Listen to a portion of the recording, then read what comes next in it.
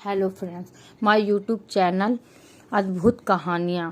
कल बुद्ध भगवान एक गांव में उपदेश दे रहे थे। उन्होंने कहा कि हर किसी को धरती माता की तरह सहनशील तथा समाजशील होना चाहिए। क्रोध ऐसी आग है जिसमें क्रोध करने वाला दूसरों को जला देगा तथा खुद भी जल जाएगा। सभा में सभी शांति से बुद्ध की वाणी सुन रहे थे, लेकिन वहां स्वभाव से ही अति क्रोधित एवं ऐसा व्यक्ति भी बैठा हुआ था जिसे ये सारी बातें बेतुकी लग रही थी। वह कुछ देर ये सब सुनता रहा, फिर अचानक ही आग बबूला होकर होने लगा। तुम पाखंडी हो, बड़ी बड़ी बातें करते हो, यही तुम्हारा काम है। तुम लोगों को भ्रमित कर रहे हो। तुम्हारी ये बात आज के समय में कोई मान्य नहीं रखती। ऐसे कई कुटिल वचन सुनकर भी बुद्ध शांत रहे।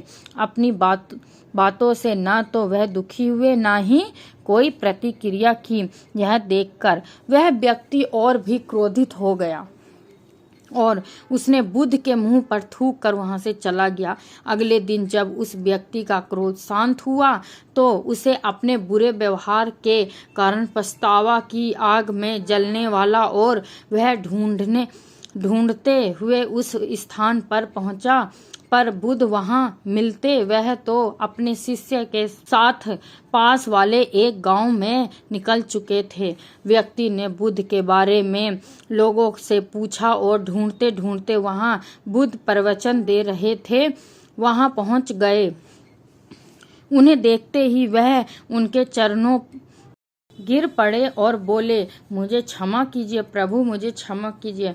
बुद्ध ने पूछा, कौन हो भाई, तुम्हें क्या हुआ है, क्यों क्षमा मांग रहे हो? उसने कहा, क्या आप भूल गए? मैं वही हूँ जिसने कल आपके साथ बहुत बुरा व्यवहार किया था। मैं शर्मिंदा हूँ।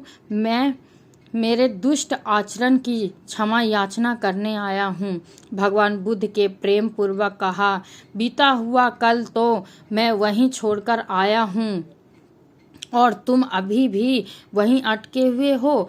तुम्हें अपनी गलती का आभास हो गया, पश्चाताप कर लिया, तुम निर्मल हो चुके हो। अब तुम आज में प्रवेश करो। बुरी बातें तथा बुरी घटनाएं याद करने रहने से वर्तमान और भविष्य दोनों बिगड़ जाते हैं।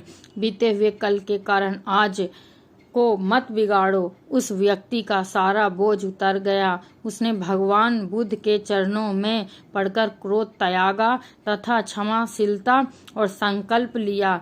बुद्ध ने उसके मस्तिष्क पर आशीष का हाथ रखा। उसी दिन से परिवर्तन आ गया। उसके जीवन में सत्य, प्रेम व करुणा की धारा बहने लगी। दोस्तों, हम बहुत बार भूल में की गई किसी गलती के बारे में सोचकर बार बार दुखी हो जाते हैं, खुद को कोसते हैं। हमने ऐसा कभी नहीं करना चाहिए। गलती का बोध हो जाने पर हमें उसे कभी ना दोहराने का संकल्प लेना चाहिए और एक नई ऊर्जा के साथ वर्तमान को सुदृढ़ देना चाहिए। Thank you.